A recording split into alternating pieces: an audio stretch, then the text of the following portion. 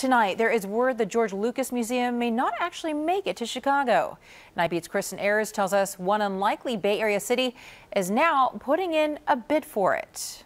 San Francisco lost out on the museum when George Lucas moved his plans to Chicago last summer. But now one group says Oakland and its towering Star Wars-like cranes would be the perfect backdrop for a Lucas museum. If you've lived in Oakland long enough, you've heard the legend that the AT-AT snowwalkers of Star Wars fame were inspired by these, the Port of Oakland's soaring maritime container cranes. Yeah, those were an inspiration. I remember hearing something like that. It's actually a myth, but that hasn't stopped the nonprofit Bay Area Council from urging Mr. Lucas to build his museum here, right in Jack London Square. Waterfront locations in proximity of those cranes might make a very kind of poetic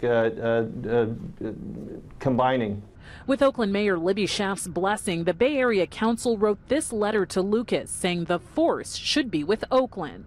Like your Rebel Alliance, it has battled great adversity against terrific odds, the letter says. Of course, we're talking about the city of Oakland. That would be wonderful. We're always in the shadow of San Francisco, and I'd like to see us stand out a little bit more, and this would help. But Lucas still has his sights set on a futuristic museum in Chicago, despite running into a host of legal problems, including a lawsuit. He's mentioned Los Angeles as a backup plan, but locals and tourists alike say anything Lucas belongs in the Bay Area. You'd come back for the Lucas Museum if it was here? I would definitely do that. Check out some Skywalker and such, yeah. In Oakland, Christin Ayers for the Night Beat.